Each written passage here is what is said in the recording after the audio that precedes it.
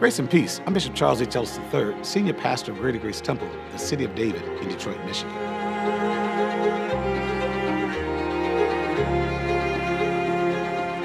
When I think about the most significant barrier that I have broken in my career, probably in the religious arena and sector of life, I was probably one of the youngest bishops elected in the Pentecostal Assemblies of the World, which is the oldest modern-day apostolic organization, and one of the youngest to be elected to the presidership of that organization. And that's pretty significant to me.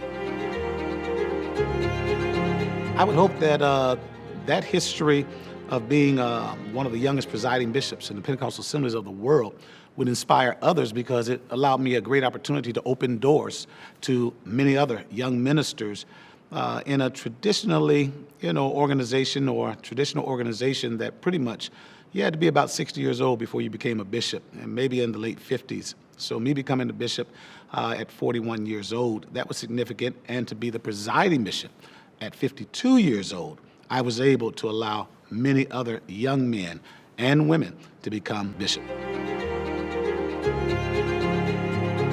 I would hope that at the end of the day, my leadership legacy would be defined as a person who understood that spirituality is very important, but certainly we don't need to be so heavenly bound that we're no earthly good. And I would hope that people would look at the ministry that Greater Grace Temple has done after my father passed, and following his model, having as much ministry outside the walls of the church as inside the walls of the church, so that you're really not just helping those inside, but you're impacting all of those on the outside around you.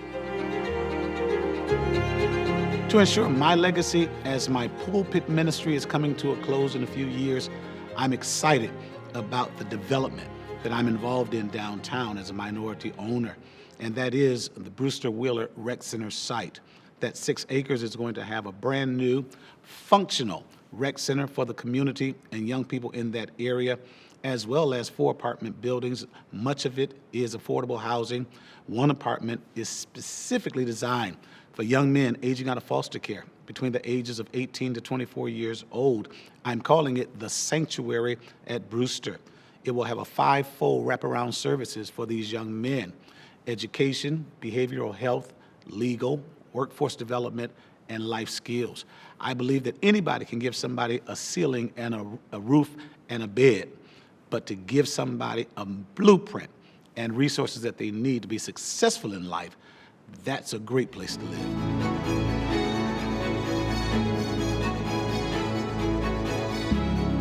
When I think about the power of my influence, I still see myself as a regular guy, but when you get phone calls from presidents and governors and people of high esteem, it really begins to say to you that maybe I have a little more influence than I think I have. And I tell people, there was one time when I went through my contacts in my phone, it was just my friends and relatives.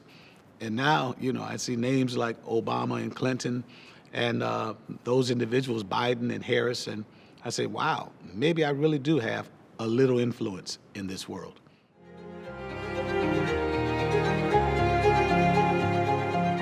I would hope that when I look back over my life and what is said about me when I'm gone, is that Bishop Ellis embodied, if you can help somebody as you pass along, if you can cheer somebody with a word or with a song, if you can steer someone who's traveling wrong, then your living will not be in vain. And I would hope that that would be said about me. Bishop Ellis was one that when people came into his space, he helped give them clear directions to better their lives. The best advice that I've ever gotten is always from my mom. You're no better than anybody, and nobody owes you anything. So, to be needed, you have to develop and you have to absolutely show that you are a needed person, not by your words, but by your deeds. When people are admiring my life and the life that they see publicly, I say to them, listen, nothing is easy. Nothing comes without a fight. And there are many failures on the road to success. but you have to be able to dig in and roll up your sleeves and be all in.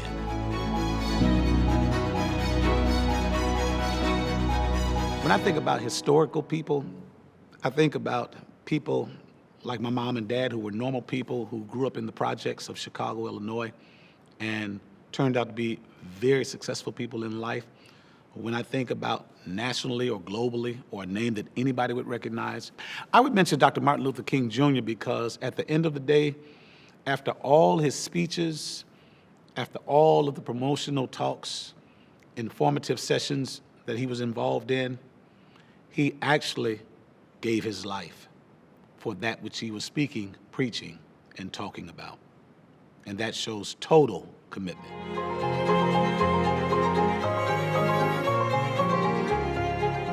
What I'm most excited about in the future is the development that we're doing at the Brewster Rec Center site. Because I've been involved in a lot of goodwill services and benevolent deeds. We've done bicycle giveaways, we've fed people at Thanksgiving time and other times. We've set up clothing shelters and all of those kinds of things and back to school festivals. But you know, sometimes that changes a person's day. What we're doing at the Brewster Rec Center site, I feel, is going to change a person's life. And I'm so most excited about that.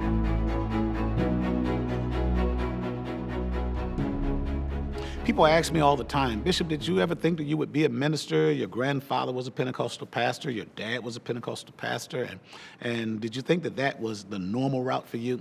No, not at all. My path, I thought, was to play baseball for the Detroit Tigers and to play Little League Baseball and Senior League and Mumford High School and also at the Wayne State University. I thought that that was my path until it all went downhill. And that's when I began to read my Bible and get more serious about ministry. And look at where I am now today.